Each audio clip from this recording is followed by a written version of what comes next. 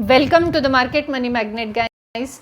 इस वीडियो में हम बात करने वाले हैं एक पेनी स्टॉक के बारे में जिसका स्टॉक प्राइस 15 रुपये के आसपास है।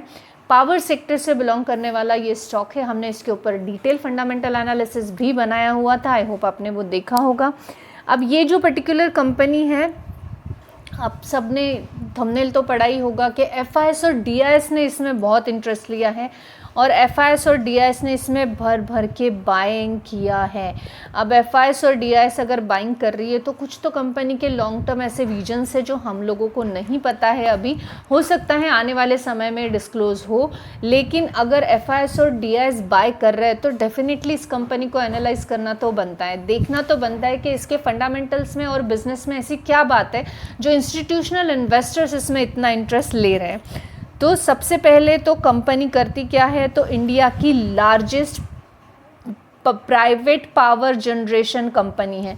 इंडिया की largest private power generation company है जिसकी इंस्टॉल्ड कैपेसिटी जो है 2700 MW की है और थर्मल पावर प्लांट्स भी है इनके जो कि अमरावती और नासिक में हैं और अराउंड 1350 मेगावाट्स के हैं ईच लोकेशन पे। एक लोकेशन या दोनों लोकेशन की बात नहीं हो रही है कि पर्टिकुलर अमरावती में 1350 मेगावाट है और नासिक में भी 1350 मेगावाट के हैं इन महाराष्ट्र।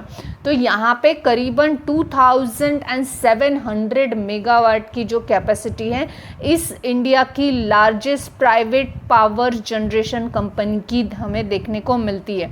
साथ ही साथ अगर हम रेवेन्यू की बात कर ले एक बार, तो ये कंपनी जो है ये हमें 2021 में FY 2021 में जो है 57% का रेवेन्यू जनरेट हुआ था और ये ऑपरेशनल पावर प्लांट से हुआ था। वहीं 2023 में 78% का रेवेन्यू जनरेट हुआ है, यानी 2 साल में करीबन ये जो है 50% से के आसपास इन्होंने करीबन 40% 35-40% इनका इंक्रीज हमें होता हुआ देखने को मिल रहा है रेवेन्यू में। और इनकम की अगर हम बात करें embedded lease of powers plant के, तो 2021 में 48% था और वहीं 2023 में 22% है, तो बेटर देखने को मिल रहा है। अब ये लीज इनकम है, यहाँ पे आप रेवेन्यू देखेंगे तो 78% से है 23 का और लीज इनकम की बात की जाए तो 22% है। चलिए हम पहले इसके फंडामेंटल्स देख लेते हैं। यहाँ पर अगर आप देखें मार्केट कैप 8436 करोड़ का देखने को मिल रहा है। स्टॉक पी 38 का है, ROC 8.69 और ROE 4.96 का है। करंट प्राइस 15 रुपीज़ एंड 7 पैसे का देखने को मिल रहा है। फेस वैल्यू 10 का है, यानी आने वाले समय में स्प्लिट का बेनिफिट मिल सकता है।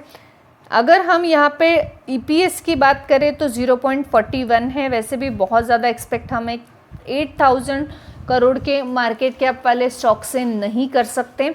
इंडस्ट्रियल पी 37 है। डेप की बात की जाए तो 3615 करोड़ का है जो कि डेप टू इक्विटी रेशो 0.79 का है, एक से कम है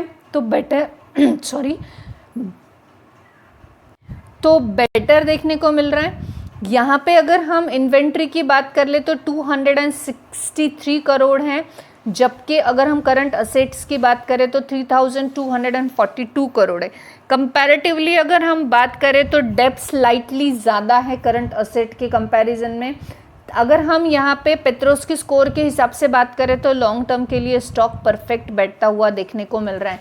ऑब्वियस है पेट्रोस की स्कोर के हिसाब से लॉन्ग टर्म के लिए फिट होगा ही, तभी तो एफआईएस और डीआईएस का यहाँ पे जो है इन्वेस्टमेंट शेयर्स में किया जा रहा है। तो चलिए हम इसकी बैलेंस शीट चेक कर लेते हैं। बैलेंस शीट की बात की जाए तो रिजर्व्स जो है ये माइनस में देखने को मिल रहे हैं और बोरोइंग कंपनी पे पहले 11,000 करोड़ का था जो कि अब 3,000 करोड़ का है, तो डेफिनेटली बोरोइंग कंसिस्टेंसी से कंपनी कम कर रही है। कंपनी बोरोइंग कम करेगी तभी शायद हमें जो है यहाँ पे प्रॉफिट जनरेट होता हुआ देखने को मिलेगा। चलिए प्रॉफिट एंड लॉस अकाउंट पे रिलेट करते हैं ताकि पता चले कि कंपनी प्रॉफिट जनरेट कर भी रही है या नहीं। प्रॉफिट एंड लॉस अकाउंट की बात की जाए तो सेल्स जो है कंपनी के ये ग्रोइंग देखने को मिल रहे हैं।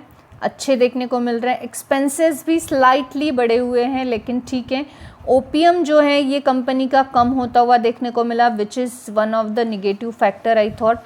तो इसके अलावा अगर हम नेट प्रॉफिट की बात करें तो कंपनी माइनस में थी जो कि 2023 में, लेकिन 24 में अच्छा खासा प्रॉफिट जनरेट किया था। मार्च 25 में जो है प्रॉफिट कम हुआ है क्योंकि कंपनी ने अपने जो डेप है ये क्लियर किए हैं। कंपनी जब जब डेप क्लियर करने के पीछे रहेगी, उस रेस में रहेगी, तब तब प्रॉफिट कम होता हुआ देखने को मिलेगा। तो अभी कंपनी का एक बड़ा टारगेट है कि डेप फ्री कंपनी बनना है। इस वजह से हमें ये डेप जो है नेट प्रॉफिट जो है कम होता हुआ देखने को मिला। अर्निंग पर शेयर निगेटिव से हमें पॉजिटिव में होता हुआ देखने को मिला है, ये एक अच्छी बात है। कंपनी ने अब तक डिविडेंड नहीं दिया है। ऑब्वियस है कंपनी अपने आप में एक फ्लक्चुएट मैनर में चलते हुए देखने को हमें मिल रही है। मोस्ट इम्पॉर्टेंट फैक्टर यानी शेयर होल्डिंग पैटर्न, तो लेट्स सी।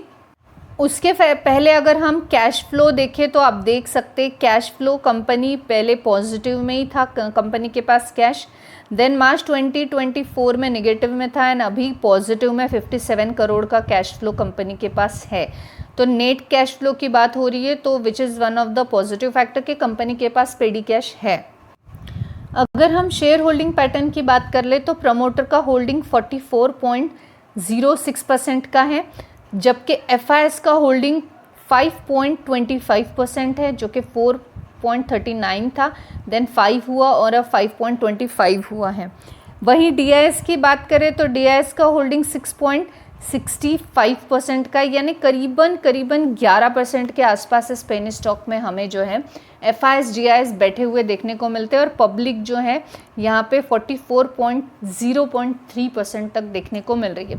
अब यहाँ पे शेयर होल्डिंग पैटर्न की बात करें तो हम बोल सकते हैं शेयर होल्डिंग पैटर्न बेटर देखने को मिल रहा है, जबकि प्रमोटर का होल्डिंग हम एक्सपेक्ट करते हैं कि 50% तक हो, लेकिन फिर भी 44.6 यानी 44% का प्रमोटर का होल्डिंग फिर भी हम कंसिडरेबल यहाँ पर है, क्योंकि एफआईएस और डीआईएस करीबन 11% बैठे हुए हैं। तो कहीं ना कहीं अगर हम उनको इंक्लूड करें तो 55% से ज़्यादा का हम प्रमोटर का होल्डिंग यहाँ पे एक सिक्योर होल्डिंग एक्सपेक्ट कर रहे हैं।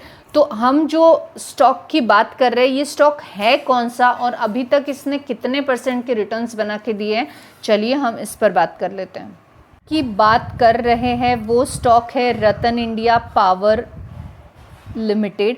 रतन इंडिया पावर लिमिटेड जो है आज भी आप देख सकते हैं 15.71 रुपीज़ के आसपास ट्रेड कर रहा है। 1.22% की तेज़ी आज भी ये स्टॉक में हमें देखने को मिल रही है। अगर हम इसके रिटर्न्स की बात करें तो आप अगर इसका 5 इयर्स का चार्ट पैटर्न देखेंगे तो आपको 500% के रिटर्न्स बनाकर मिल चुके होंगे। अब ये 5 साल की बात है, आप 1 साल में डेफिनेटली कुछ भी किसी भी पेनी स्टॉक से एक्सपेक्ट नहीं कर सकते। अगर हम इसकी भी बात करें कि 1 साल में इसने कितने रिटर्न्स बना के दिए, तो इस 1 साल में इसने 14% के रिटर्न्स बना के दिए। किसी भी एफडी से ये ज़्यादा ही रिटर्न्स बनकर मिल चुके हैं। वहीं पे अगर हम इसका मैक्सिमम चार्ट पैटर्न देखेंगे तो आप देख सकते हैं इसके मैक्सिमम चार्ट पैटर्न में हमें जो है यहाँ पे एक 40 देखने को मिला था, लेकिन वहाँ से अच्छा खासा डाउनफॉल है और बहुत ज़्यादा वोलेटिलिटी के साथ अभी स्टॉक में एक अच्छी मूव हमें देखने को मिली है। तो हम यहाँ बोल सकते हैं कि ये अभी तक जिन लोगों ने अगर इसको लॉन्ग टर्म के लिए 5 सालों के लिए होल्ड किया था लास्ट, तो ये स्टॉक ने अच्छे रिटर्न्स उनको बनाकर दे दिए हैं। वहीं पे 1 साल में आपको एक एफडी से ज़्यादा रिटर्न्स तो ये स्टॉक में डेफिनेटली मिल गए होंगे, जबकि पेनी स्टॉक से हम ये एक्सपेक्ट नहीं कर सकते हैं। रतन इंडिया पावर लिमिटेड जो है ये पेनी स्टॉक में एफआईएस और डीआईएस ने भर के बाइंग किया हुआ है। अब एग्जैक्टली कितना बाइंग किया है यहाँ पे अगर आप देखें तो एफआईएस जो है इन्होंने बाय किया है 1,25,66,911 शेयर्स और डीआईएस ने बाय किया है 65,24,565 शेयर्स। ये और इस वजह से जो वॉल्यूम है ये बहुत ज़्यादा जम होता हुआ इस स्टॉक में हमें देखने को मिला था और स्टॉक प्राइस हमें एक बहुत अच्छे हाई वॉल्यूम पर भी देखने को मिला था। तो ये जो रतन इंडिया पावर लिमिटेड जो है, ये शेयर के बारे में एक चीज़ आपको याद रखनी है कि ये एक बहुत छोटा शेयर होने की वजह से बहुत वोलेटिलिटी इसमें आपको देखने को मिल सकती है, most important cheese. And investor को हमेशा कंपनी के फाइनेंशियल परफॉर्मेंस को कंसिडर करना चाहिए। अगर आप उसके फाइनेंशियल परफॉर्मेंस को कंसिडर न करते हुए इन्वेस्ट करते हैं तो डेफिनेटली लॉस के चांसेस ऐसे कंपनियों में देखने को मिल सकते हैं, क्योंकि वोलेटिलिटी बहुत है, 50% तक का भी यहाँ पे करेक्शन ऐसे कंपनी में देखने को मिल सकता है। मार्केट का ट्रेंड भी आपको देखना चाहिए। अगर मार्केट का डाउन ट्रेंड है तो आपको ऐसे पेनी स्टॉक्स में या एकदम छोटे स्टॉक में इन्वेस्ट करने से बचना चाहिए, और रिस्क फैक्टर भी आपको डेफिनेटली कंसिडर करना चाहिए। And before making any investment decision you must ask your financial advisor, because I am not giving any buy or selling recommendation here. This video is purely for the fundamental analysis or for the study purpose. So I hope this information is informative for you. Thanks for watching.